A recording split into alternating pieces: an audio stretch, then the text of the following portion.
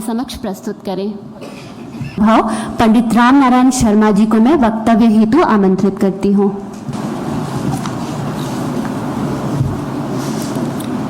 गजाननं भूतगणाधिसेवितं कपित्थजम्बूफलचारुभक्षणम् उमासुतं शोकविनाशकारकं नमामि विघ्नेश्वरपादपङ्कजं। सरस्वती मया दृष्टा वीणापुस्तकधारिणी हंसवाहिनी समायुक्ता विद्यादान करोजितुम्।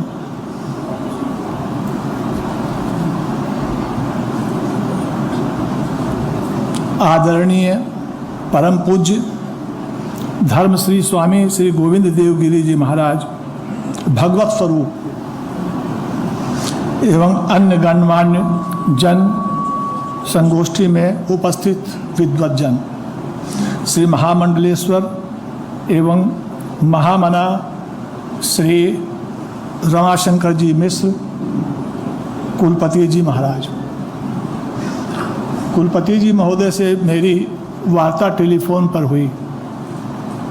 इनकी वाणी में वो आकर्षण है कि कोई भी व्यक्ति इनकी वाणी सुनकर आकर्षित हो जाएगा। यह सरस्वती की महती कृपा है।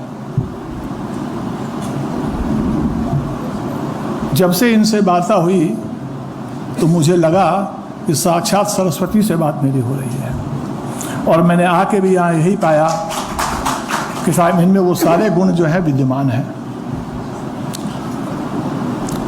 स्वामी जी का भी आदेश है कि गर्भाधान पर भी कुछ बोलें, तो मैं उस पर भी बोलूँगा, लेकिन मैं अपनी संस्कृति के विषय में दो बात कहना चाहूँगा। पहले कि फानूस बनकर जिसकी हिफाजत खुदा करे, वो सम्मा क्या बुझे जिसको रोशन खुदा करे। हमारी संस्कृति को श्री कृष्ण भगवान की गारंटी है। गीता में भगवान श्री कृष्ण ने कहा है कि जब जब धर्म की हानि होगी मैं आऊँगा और मैं इसकी रक्षा करूँगा। हमें किस बात का डर है? यह तो उनकी जिम्मेवारी है, क्योंकि उनका कमिटमेंट है गीता में, और एक आदमी के सामने नहीं, पूरे रण क्षेत्र में जो है सो कमिटमेंट है। अगर रण भी करना पड़ेगा तो वो आके करेंगे। अब हमारी जो संस्कृति है इस वर्ल्ड में अद्वितीय है, इसका कोई जोड़ा नहीं है। एक श्लोक बताता हूं मैं आपको।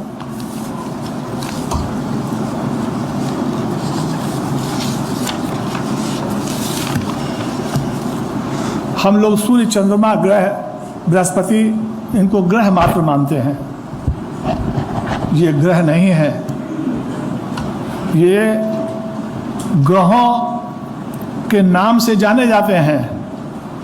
लेकिन जो व्यक्ति ज्योतिष के जानकार होंगे, जिनको थोड़ा भी ज्योतिष का ज्ञान होगा और किसी ने जो है सो ग्रंथ पढ़े होंगे, तो वेदव्यास के पिताजी पाराशर ऋषि, उन्होंने कहा है अपने ग्रंथ में कि रामो अवतार है सूर्यश्च।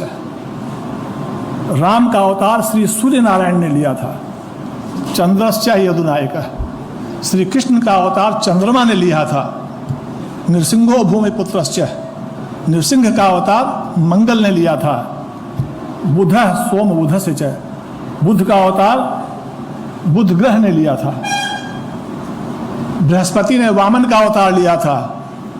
शुक्र ने परशुराम का अवतार लिया था। शनि ने कूर्म का अवतार लिया था, और राहु ने शुक्र का अवतार लिया था। यह साधारण बात नहीं है। ज्योतिष को ऐसे ही वेदों का नेत्र नहीं कहा गया है। अगर ज्योतिष सब्जेक्ट को निकाल दिया जाए वेदों से तो वेद अंधा है।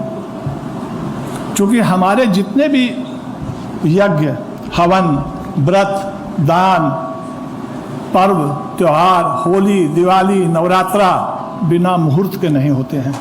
अगर मुहूर्त बताने वाला न हो तो यह कुछ कार्य भी नहीं होगा। इसलिए ज्योतिष का महत्व बहुत अधिक है। अब मैं, चूँकि मुझे 5 मिनट ही समय मिला है, इसलिए मैं कम में ही बताऊंगा। देखिए संस्कार, तुलसीदास ने रामायण में कहा है कि रामचंद्र जी, लक्ष्मण जी जब ये उठते थे तो पहले माता पिता को सिर नवाते थे।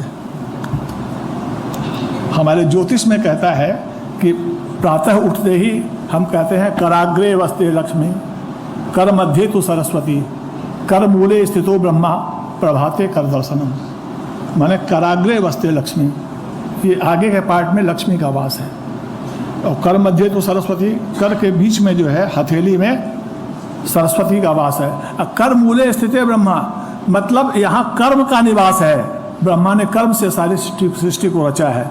तो जब हम कर्म करेंगे तो ये लक्ष्मी झुक के अपने आप कर्म के पास आ जाएगी, और जो कर्म करने वाला व्यक्ति होगा लक्ष्मी बरसेगी उस पर। ये हाथ जैसे ये लक्ष्मी यहाँ आती है कर्म पर, अगर कर्महीन होगा तो कर्महीन नर पावत नाही, सब जानते हैं आप।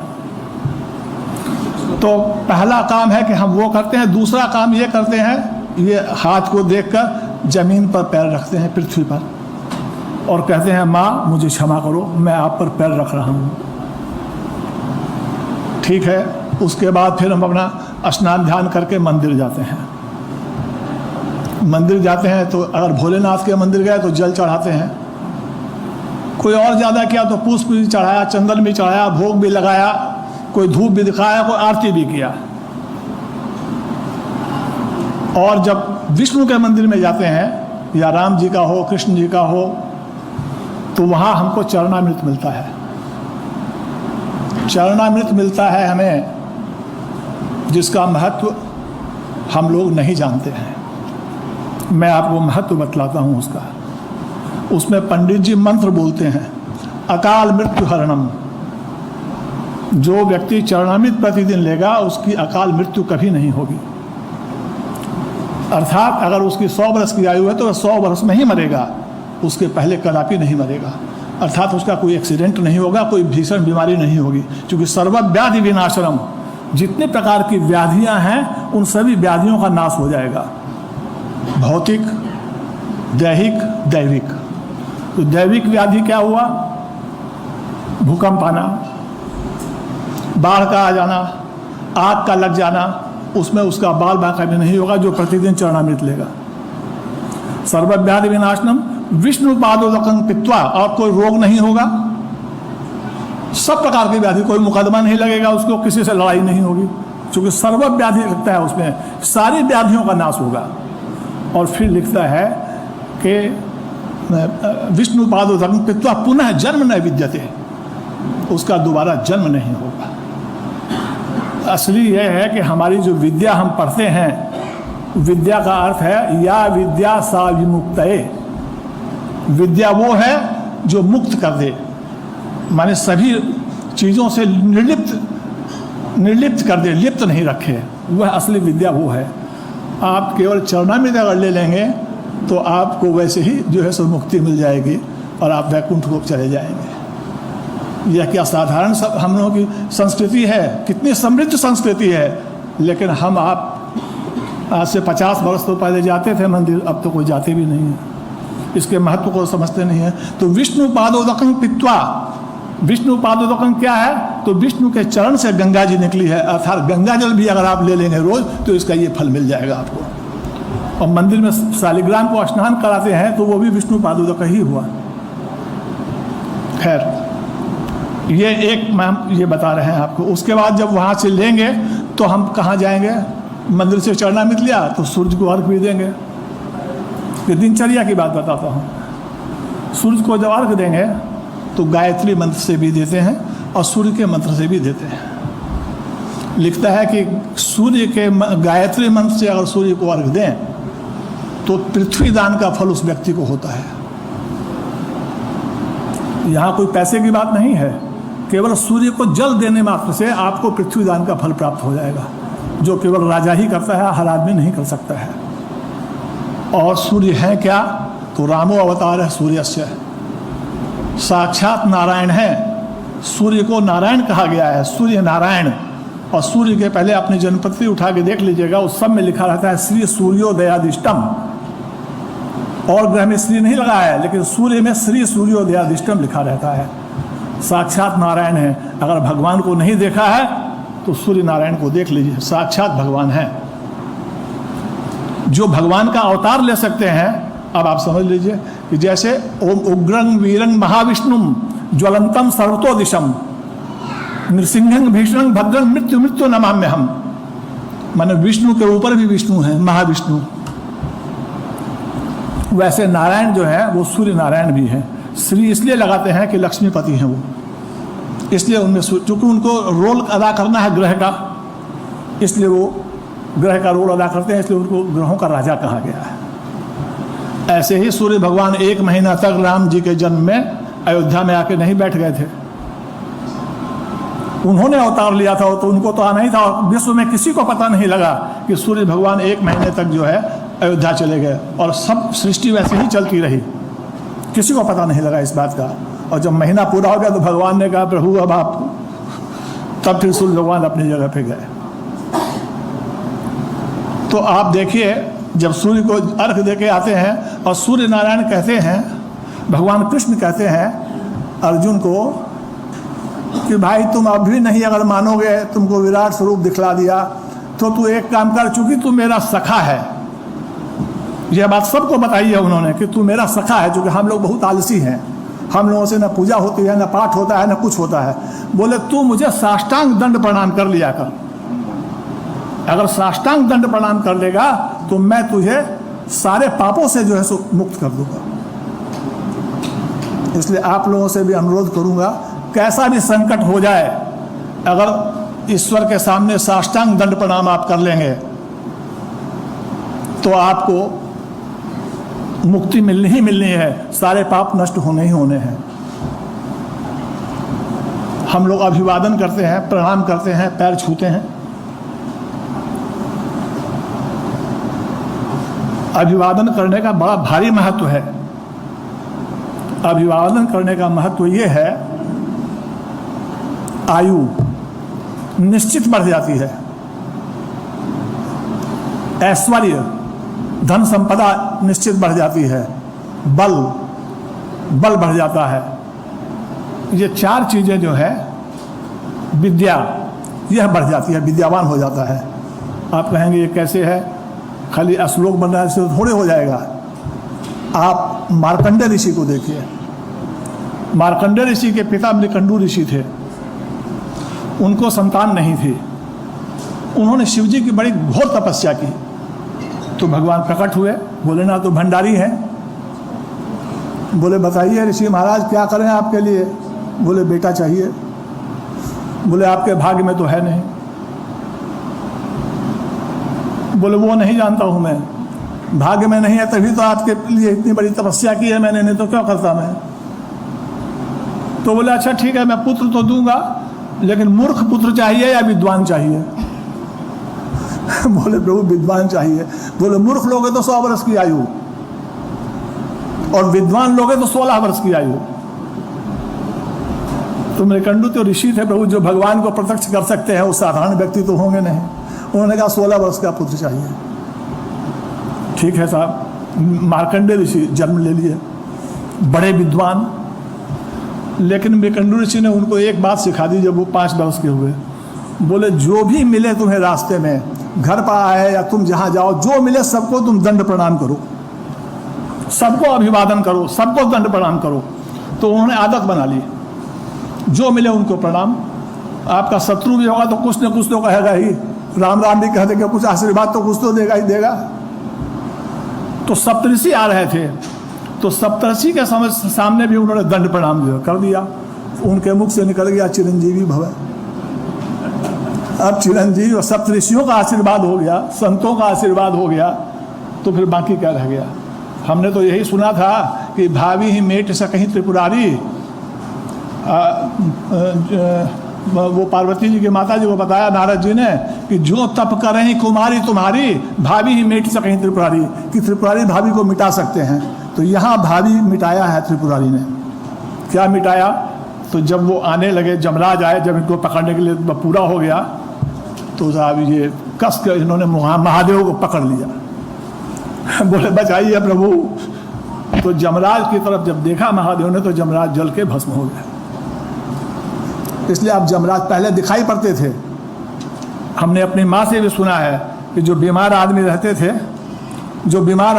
थे, तो वो कहते थे अरे भैंस पर चढ़ा हुआ कोई दिख रहा है, कहता है चलो। उस दिन के बाद से अब दिखाई नहीं पड़ते हैं, वो जमराज आते हैं और ले जाते हैं। और महादेव ने कहा जाओ तुम चिरंजीव हो जाओ। तो इसलिए अश्वत्थामा बलिर्व्यासो हनुमांश्च विभीषणः कृपः परशुरामश्च सप्तैते चिरजीविनः सप्तैताम स्मरे नित्यम मार्कंडेय मथाष्टमम। ये 7 जो है उसके बाद मार्कंडेय को 8वां कहा गया है कि ये चिरायु है। तो अभिवादन का ये फल है। इसलिए अभिवादन को जो है हर व्यक्ति को अभिवादन अपने माता पिता को अपने पुत्र को पुत्रियों को सिखाना चाहिए कि अभिवादन करने में कुछ जाता नहीं है, प्रणाम करने में कुछ जाता नहीं है, मिलता ही है। उसको ईगो नहीं बनाना चाहिए। और संत अगर हो सामने तो संत के सामने तो साष्टांग दंड प्रणाम करना चाहिए। संत की अगर कृपा हो गई तो अनहोनी भी हो जाएगी। इसलिए संत जो है और भगवान में कोई फर्क नहीं है। इसलिए संत भगवान कहते हैं ना कि जब जब धर्म की आने होगी तो वो किसी न किसी रूप में तो आ ही जाते हैं, और जब किसी न किसी रूप में आएंगे तो वो जो बोलेंगे वो सत्य होगा ही होगा। जो व्यक्ति दिन रात वेद पुराणों का अध्ययन कर रहा हो उसकी वाणी तो वैसे भी सत्य हो जाती है। वो तो जो कहेंगे वो होगा ही होगा, और आशीर्वाद दे दिया तो निश्चित होगा। इसलिए आशीर्वाद का महत्व है।